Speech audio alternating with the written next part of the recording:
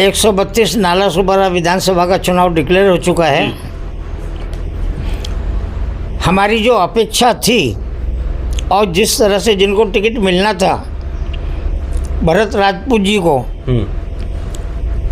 उनको टिकट ना मिल के एक हारने वाले उम्मीदवार को टिकट दिया गया जिसका नाम है राजन नाइक। हम राजन नाइक को काफ़ी दिनों से जानते हैं, 14 में भी वो खड़े थे, उसके पहले से परिचित हैं। लेकिन राजन नाइक जो हैं एक तो कच्चे कान के हैं, उनका एक सलाहकार है। अच्छा। जिसका आज मैं नाम देता हूँ। कौन है? उसका नाम है हरेंद्र पाटिल। यहाँ के जो भी घरानाशाही है, खुल के बोलिए ना, अगर बात करें खुल के बोलिए। यहाँ की जो घरानाशाही है, वसई विकास जो है, उनके कहने के अनुसार या उनके वजन से राजन नाइक को टिकट दिया गया। आप हितेन ठाकुर की बात कर रहे हैं? उन्हीं को समझ लीजिए ना, साफ साफ बताइए ना भाई। उनका वर्चस्व है। अच्छा। उनको सब ऊपर मानते हैं। या बीच में हमारे प्रिय मित्र राजू पाटिल जी भी आए। हमने सोचा उनको टिकट मिलेगा, भारतीय जनता पार्टी में आएंगे, हमको बहुत खुशी हुई थी। लेकिन ऐन समय पर वो पीछे हट गए, आगे का कुछ मालूम नहीं पड़ा। और राजन नाइक जी को टिकट कैसे मिल गया, इस पर हम सबका मन दुख है। और हम खुद अपना उम्मीदवार उत्तर भारतीय खड़ा करना चाह रहे हैं। यहाँ पर उत्तर भारतीयों का बहुमत है और हम जिता के लाएंगे, इसकी हम गारंटी देते हैं। महाराष्ट्र में विधानसभा चुनाव 20 नवंबर को होने वाला है। विधानसभा चुनाव के पहले सभी उम्मीदवारों का लिस्ट सामने आ गया। बीजेपी से 99 उम्मीदवारों का नाम सामने आया है, जिसमें विधानसभा 132 पालगढ़ लोकसभा से राजन नाइक का नाम सामने आया। और बीजेपी के कार्यकर्ता अपने अपने काम में लग गए हैं, वोट बैंक को बनाने में और लोगों को जोड़ने में जुट चुके हैं। लेकिन इसी बीच बीजेपी के एक वरिष्ठ कार्यकर्ता काफ़ी नाराज़ दिख रहे हैं। इतना नाराज़ हैं कि वो अपक्ष में एक उम्मीदवार को खड़ा करना चाहते हैं। उनका कहना है कि ये जो बीजेपी ने उम्मीदवार को खड़ा किया है, यानी राजन नाइक को, वो एक डमी है, वो किसी और की इशारे पे काम करने वाले हैं। उनसे हम बात करेंगे और जानने की कोशिश करेंगे आखिरकार उनका क्या आरोप है। सर नमस्कार। जय श्री राम। जय श्री राम। क्या पूरा मुद्दा है? आपका बहुत बहुत स्वागत। मुद्दा तो बहुत से हैं। 132 नाला सुपारा विधानसभा का चुनाव डिक्लेयर हो चुका है। हमारी जो अपेक्षा थी और जिस तरह से जिनको टिकट मिलना था भरत राजपूत जी को, उनको टिकट ना मिल के एक हारने वाले उम्मीदवार को टिकट दिया गया जिसका नाम है राजन नाइक। हम राजन नाइक को काफ़ी दिनों से जानते हैं, 14 में भी वो खड़े थे, उसके पहले से परिचित हैं। लेकिन राजन नाइक जो हैं एक तो कच्चे कान के हैं, उनका एक सलाहकार है। अच्छा। जिसका आज मैं नाम देता हूँ। कौन है? उसका नाम है हरेंद्र पाटिल और उसके कहने पर चलते हैं। राजन नाइक उनके कहने पर प्रांतियों को कोई भी कभी भी मान सम्मान नहीं दिया। गए 4 सालों से लगातार जब कभी कोई मीटिंग होती थी तो हर मीटिंग के अंदर राजन नाइक रोकने के, बोलने नहीं देते थे करके, ठीक है। फिर 2 साल पहले एक मीटिंग हुई जिसमें मंत्री जी, पालक मंत्री जी आए थे और वहाँ मान और सम्मान और मंच में जो बैठने को नहीं मिला, वहाँ से हमने उनका विरोध करना शुरू किया।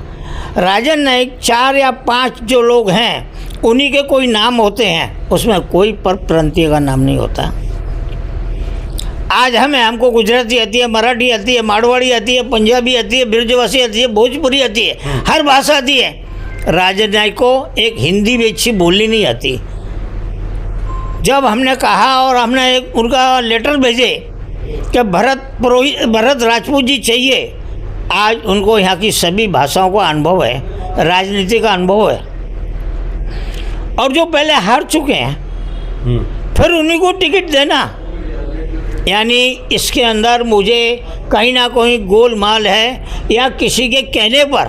किसके कहने पर? यहाँ के जो भी घरानाशाही है, खुल के बोलिए ना, अगर बात करें खुल के बोलिए। यहाँ की जो घरानाशाही है, वसई विकास जो है, उनके कहने के अनुसार या उनके वजन से राजन नाइक को टिकट दिया गया। आप हितेन ठाकुर की बात कर रहे हैं? उन्हीं को समझ लीजिए ना। साफ साफ बताइए ना। भाई उनका वर्चस्व है, अच्छा। उनको सब ऊपर मानते हैं, या बीच में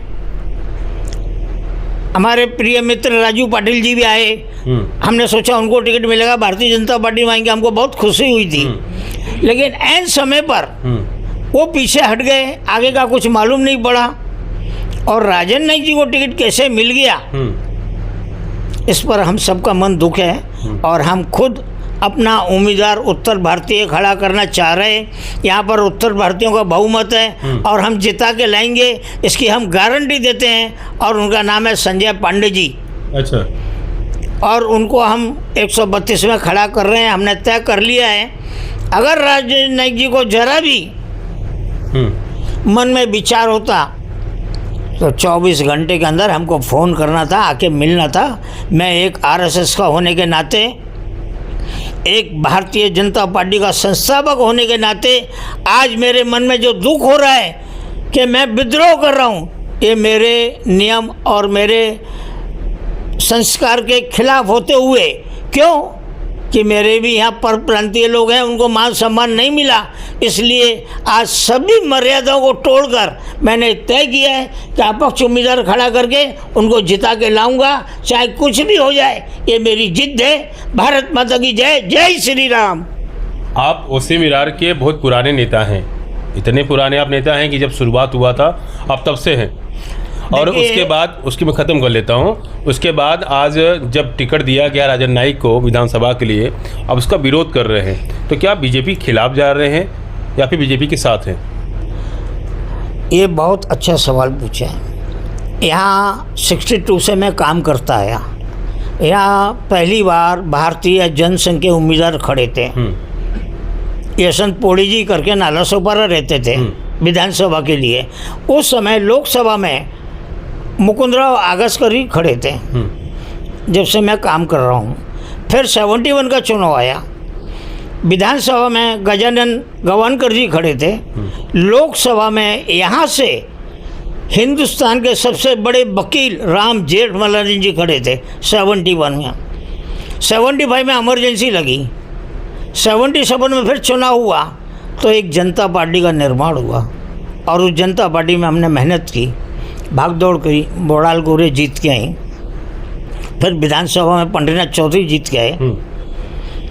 हम लोगों का भाग्य सही नहीं था, क्या था पता नहीं, जनता पार्टी में फूट हो गई, और 1980 में जनता पार्टी टूट गई, और भारतीय जनता पार्टी का 6 अप्रैल 1980 को जन्म हुआ, और वहाँ से लेके आज तक मैं भारतीय जनता पार्टी का काम कर रहा हूँ।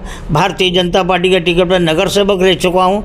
ऐसा कोई पद नहीं है जहाँ मैंने प्रचारक का काम किया है। थाने ज़िले में हमारे आश्रम है, वहाँ काम किया है। मैंने हिंदू एकजुट का अध्यक्ष का काम किया है, बजरंग दल का किया है, विश्व हिंदू परिषद का। लेकिन आज ये फैसला लेते समय सब मर्यादाओं को तोड़कर एक मन में जिद हो गई है कि राजन नाईक हम लोग का अपमान करते आए हैं, पर प्रांतियों का वो अपमान बर्दाश्त नहीं होगा। मैं भी एक जात का राजपूत क्षत्रिय हूँ, जब बर्दाश्त आ जाती है तो वहाँ टक्कर लेगी आगे, चाहे फिर कुछ भी हो जाए। हमारा उम्मीदवार को खड़ा करके हम जिता के लाएंगे, जीवनी माता की कसम खा के। फिर से कहता हूँ जय श्री राम। ये फैसला आपने खुद किया है या आपको किसी ने कहा है क्या? वैसे नहीं, मैंने खुद लिया है, मेरे कार्यकर्ताओं से मिलकर लिया है, जो मेरे साथ में हैं। आज हम लोग 150-200 कार्यकर्ता एक साथ में हैं जो राजन नाईक के विरोध में हैं। मैंने खुद लिया है कि ये हमको करना है, हमारे ऊपर के लोगों ने सुना नहीं। अगर राजू पाटिल को टिकट मिलता तो? राजू पाटिल को मिलता, भारतीय जनता पार्टी में आते, हम खुशी से उनका स्वागत करके और उनको जिता के लाते। यानी कि जो बहुजन विकास अघाड़ी, क्योंकि राजन ये अपने राजू पाटिल जो हैं बहुजन विकास अघाड़ी के नेता थे, वो आपको चल रहे थे, लेकिन राजन नाईक नहीं, राजू पाटिल का आपको मालूम नहीं है। राजू पाटिल बचपन के आरएसएस के स्वयंसेवक हैं। अच्छा। हाँ, जब वो शाखा में आते थे उस समय अशोक ढापरे शाखा लेते थे। बाद में अजू पाटिल जब शाखा में आते थे उस समय अजय बख्तरिया शाखा लेते थे। उसके पहले मैं शाखा लेता था, एक पूरब में एक पश्चिम में। प्रभात शाखा मेरी पूरब में लगती थी और साइम शाखा मेरी जहाँ स्टेट बैंक है वहाँ लगती थी। तो बचपन से लेके आज तक मैंने इतने काम किए हैं, मैं ही जानता हूँ। लेकिन इस राजन नाईक ने जो एक हरेन पटेल के कहने पर हम लोगों को जो अपमान करते आए हैं, वो अपमान बर्दाश्त नहीं होगा। इसलिए हमारा उम्मीदवार संजय पांडे जी को अब जिता के लाएंगे, कुछ भी हो जाए।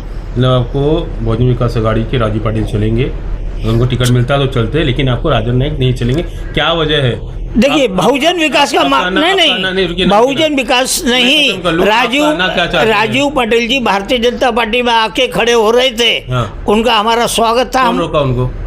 कौन रोक दिया उनको? ये मुझे पता नहीं है। अच्छा। मैंने जो भी देखा, मालूम पड़ा कि उनकी माताजी ने मना किया करके, तो ये चीज़ को तो हम भी मानेंगे। अगर माँ या पिताजी मना करेंगे, ये हमारे संस्कार हैं। तो ठान लिया है कि राजन नाईक के खिलाफ आप पांडे जी को खड़ा करेंगे? हाँ जी। अगर जीत गए तो? हाँ, संजय पांडे जी को जिता के लाके हम भारतीय जनता पार्टी का समर्थन करेंगे, और भारतीय जनता पार्टी चाहेगी तो हमको लेगी, हम आने को तैयार रहेंगे, क्योंकि वो हमारा घर है जी। अपने घर में कोई भी वापिस जा सकता है, और हमारा अधिकार है कि हम भारतीय जनता पार्टी से बाहर निकल के फिर भारतीय जनता पार्टी में जाएंगे जीतने के बाद। जी, धन्यवाद। देखिए, यही हो रहा है जो 2019 में राजन नाईक ने किया था, और फिर अब जब उनको टिकट मिला राजन नाईक को, तो राजन नाईक के खिलाफ ही बीजेपी के पुराने नेता राज वर्मा जी खड़े हो गए हैं, और वो चाहते हैं कि उन्हें टिकट मिला ठीक है, लेकिन उनके खिलाफ ही रहेंगे। एक अलग उम्मीदवार खड़ा कर रहे हैं, उसको जिताने की कोशिश करेंगे।